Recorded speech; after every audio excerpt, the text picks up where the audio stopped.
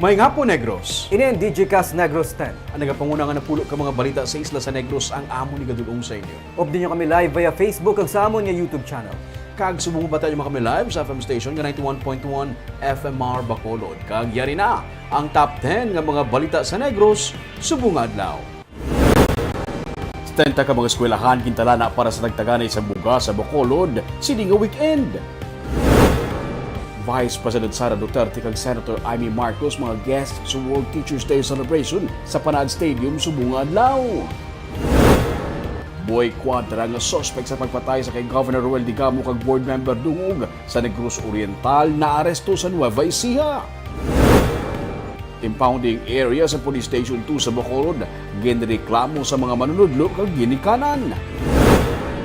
Kag sa good vibes, it all you can nga rambutan sa tripping ni Romaine. Kag ani staff ni PRRD, nakapanagtag sa masobra 1,000 ka mga bisikleta sa Baganihan. Kinatanan sa DigiCast Negros 10. Sa number 10,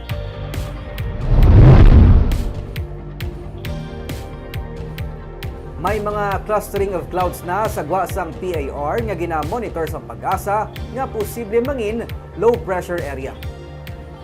Base sa monitoring sang Weather Bureau sang Pilipinas nga Pag-asa, mangin mainit ang panahon sa Luzon, Visayas ug Mindanao, pero ang localized thunderstorms ang posible nga magdala sang pag-ulan.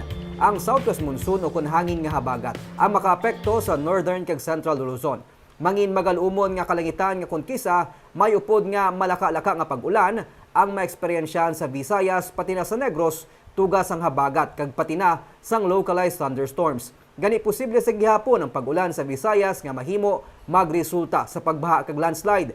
May clustering of clouds nga gina-monitor ang Pag-asa sa guwasang Philippine Area of Responsibility malapit sa Taiwan kag sa Pacific Ocean.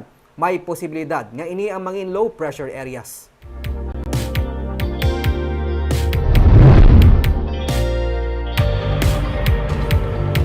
Sa number 9, nagbuhin ang kadamuhon sa mga pagtayog sa sulod sa bulkan Kanlaon.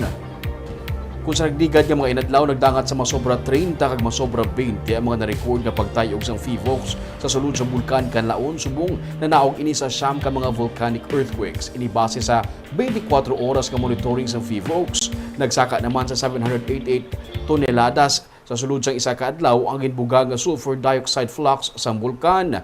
Mayara sa gihapon sang ground deformation sa sulod sang bulkan. Nagapabilin sa alert level 1 ang Kanlaon, pero kung magsigi-sige saka ang kadamuon sa mga pagtayog, posible nga ipasaka sa alert level 2 ang bulkan. Hindi sa gihapon pwede makasulod sa 4 km permanent danger zone bangod posible sa gihapon ng phreatic eruption. Hindi man pwede makalabay sa ibabaw sang crater sang bulkan ang mga eroplano.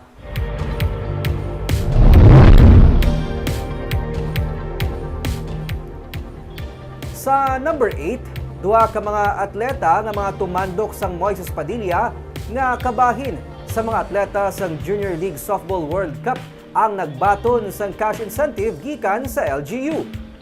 Nakabaton sang tig 10,000 pesos gikan kay Moises Padilla, Mayor Elia Celestina D. Garcia Yulo, ang duha ka softball athletes nga sanday Erica Arnaiz nga taga Barangay Udyong kag Ann Diana Buenafe nga taga Barangay Crossing Magallaon.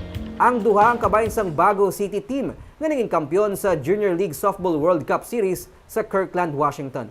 Ginkalipay ni Yulo nga ang mga grassroots talents nga produkto sang Banwa sa softball. Bangod sini, naga-invest karon ng Banwa sang Moises Padilla sang pagdevelop sa mga bata nga mga LGU managed softball team o kon players, pinaagi kay Tanya Bilanyo nga among LGU Sports Coordinator. Sa number 7,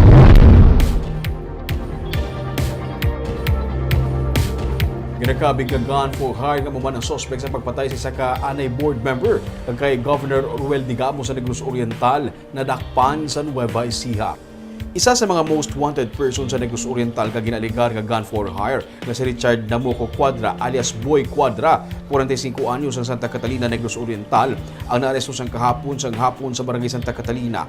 Talugtog Nueva Ecija sang tracker team sang Talugtog PNP sa bulig sang Negros Oriental PNP. Sa pagpatigayon sang body search, nakuhaan siya sa isa ka loaded nga handgun nga Smith & Wesson nga may 14 ka mga bala. Sa nagapakatubang sa kaso nga murder, angot sa kamatayon ni Negros Oriental Board Member Miguel Miguel Dungog nga may reward money nga 500,000 pesos ang pagdakop sa iya. Isa man siya sa mga ginkasuhan sa murder angon sa kamatayan ni Governor Ruel Digamo kaupod sa ni Congressman Arnulfo Teves Jr.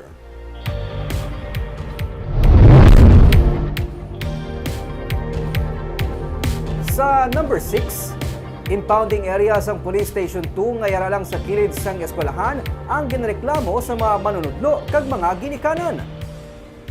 Antes pa man nagsugod ang klase, nakasugod na sa pagpanglimpyo sa bulutuan ang mga manunudlo kag ginikanan sang Andres Bonifacio Elementary School 2. Pero hasta karon, nagapabilin nga palaligban nila ang likod sang school building nga ginhimo nga temporaryo nga impounding area sang kaiping nga Police Station 2. Malapit lang man abi sa mga classroom nga ginagamit sa mga estudyante ang mga ginatambak na mga motorsiklo. Wala man nahawanan ang nagadabo nga mga tanom kag hilamon nga ila ginakabalakan hukmongan sa mga lamok. Patag ni Police Captain Glenn Montaño, temporaryo anay nila nga ginagamit ang porsyon sa propiedad sa eskwelahan para sa mga gina-impound nga motorsiklo samtang ginakaayo pa ang dalan sa tubang sang police station sa dalan Diaz Aquino Drive kag Aguinaldo. Pero nagpasalig naman siya nga malimpyuhan ang lugar kag maamat-amat pangitaan sang masayluhan ang mga nabilin nga motorsiklo nga wala pa makuha sa mga tag-iya sa impounding area. Pag-gamit time sa ilang anay, tapos patiluan ko na lang no, pag-i-arrange mayo para doon sa mga lamok ba pag-aaral sa mga lamok ang nanana may muon ka tanay para remedy. Kadamo na sir no sa mga na din na impound di resulta ni sa gali. Resulta ni isang checkpoint tapos ang mga apprehension dala namon sa kaso like sa drugs sa mga kinawatay hindi pa ni sa una ano.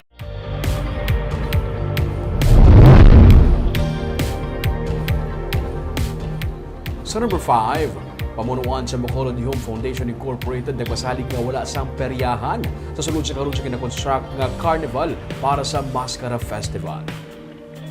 Humalin sa nagdigay nga inadlaw nang ginmasako na ang mga trabahador sa pag-install sa mga rides para sa ginatukod nga carnival sa likod sa Bacolod City Government Center.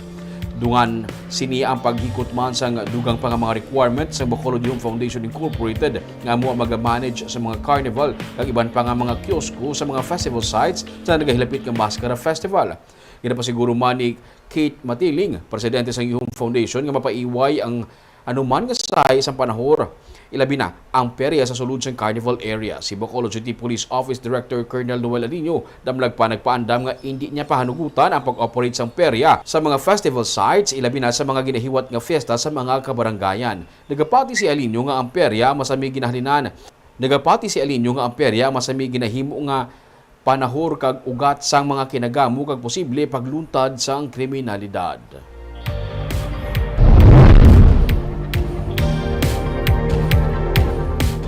Sa number 4, loan bidder para sa 515 million pesos nga legislative building project sang Bacolod mag-aagi anay sa post-qualification sang Bids and Awards Committee. Nagaisanon nga bidder ang ginhugpo nga kumpanya sang Legacy Construction kag MKU Construction and Supply na nakapasar sa pre-bidding evaluation para sa construction sang legislative building sang Bacolod. 515 million pesos ang gintalan ang approved budget for the contract sang design and build project na ginaplano itukod sa likod lang sa Bacolod City Government Center. Ang pondo magikan sa 4.4 billion pesos nga loan agreement sang Bacolod upod sa Development Bank of the Philippines. 514.6 million pesos ang bid offer sang napili nga loan bidder. Suno kay Attorney Ermilo Pauyon, Chairman sa Bacolod Bids and Awards Committee, mag-aagi anay sa post-qualification ng kumpanya antes sa natalan nga pag-award sang proyekto. Design and build na siya mo.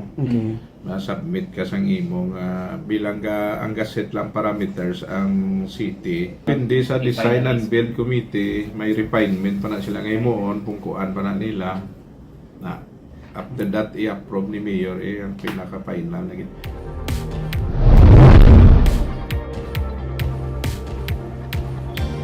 Sa number 3, 12 ka mga aplikante nga nag-file sa Certificate of Candidacy wala ginbaton sa Comelec Bacolod. Duha naman ang nag-withdraw sa ilang kandidatura. Nag-lapse na gintarana ang schedule para sa filing sa petition for disqualification para sa mga nag-file ng Certificate of Candidacy para sa barangay kag sangguniang kabataan elections. Gani masako karon ang validation nga ginapatuman sa COMELEC Bacolod sa masobra 2,900 ka mga nag-file ng Certificate of Candidacy antes pa man magwa ang listahan sa mga kandidato sa BSKE. Sulod sa kay Bacolod Election Officer, Attorney Katrina Trino Canya, may 12 ka mga nag-file ng COC ang wala nila ginbaton. Kanaman diri mga aplikante para sa SK elections nga overage na. May duha naman ka mga na-withdraw sa kandidatura matapos ang filings ng COC sa nagligad nga semana. Ginpahayagman ni Kanya nga masunod nga semana magasugod na sila sa pagpatuman sang Operation Baklas. Pag-ausisahon Manila, mga social media sites agud mapatod ang mga kandidato nga mahimo nagasupak sa pagsulundan angon sa premature campaigning. Sa Oktubre 19 tubtob 28 ang campaign period. Ang mga nakuha namon ng mga posters, ina-report na naton, ina-report na siya naton sa Manila. That would be upon the law department naton sa pag-file sa mga kaso posible against sa mga violators, including ang social media. Although mga bagit nga pwede sila kakampanya social media, but it should be done during the campaign period. Sa number 2,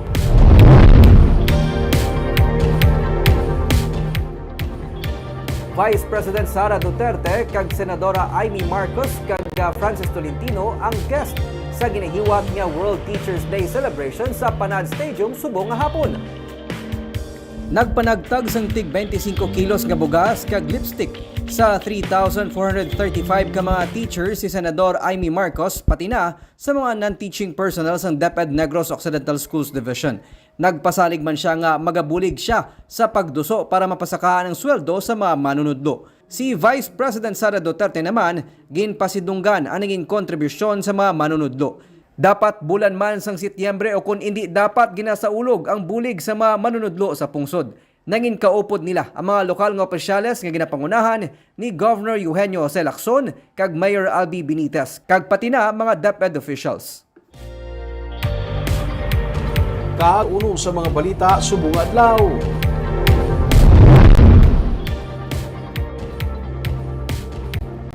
Stenta ka mga eskwelahan sa Bacolod City ang gitalanan ang mga lugar para sa tagtaganay sa bugas sa nga weekend.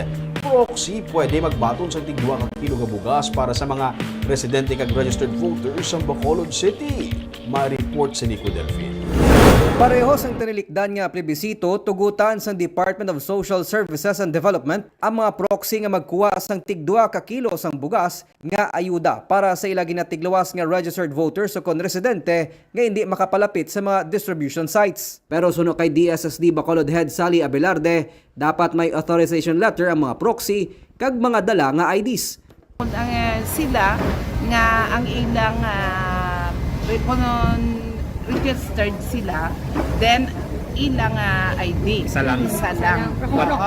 Proxy, kung may ara, kinanglan gid ang authorization letter, no?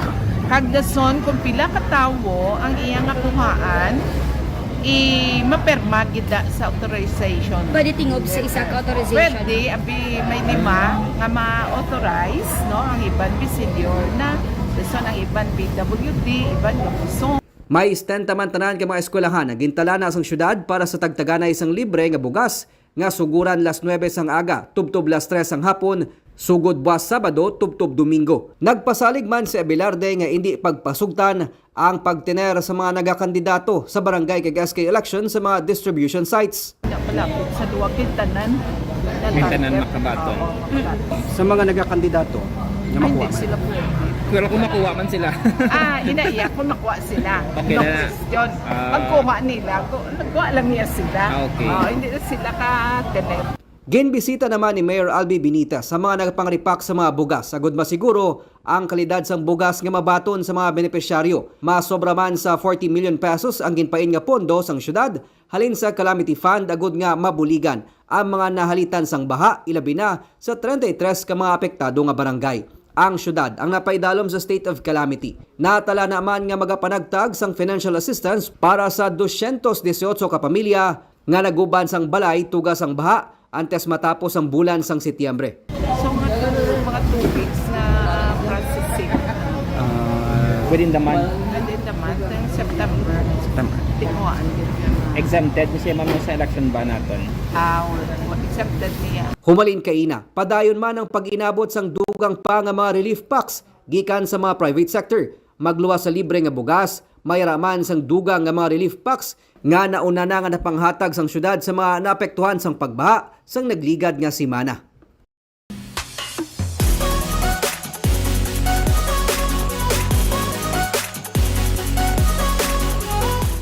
Kali naman ang pangpabalo namon sa inyo nga pang good vibes sini nga weekend. Rambutan, lansones, mangustin kag durian initanan sarang makaon samtang nagapahunay-hunay sa idalom sa mga puno sang kahoy. May pait o lukan pa nga rambutan. Kag sa pag-order mo, may mangsingit sa sini nga mga prutas sa puno sang kahoy kag rekta na sa imo lamesa. Preska pa ang mga prutas sang sa ex mo. May kape man kag durian ice cream. Inig lagawan tapuas sa Triping Ruming at 10 a.m.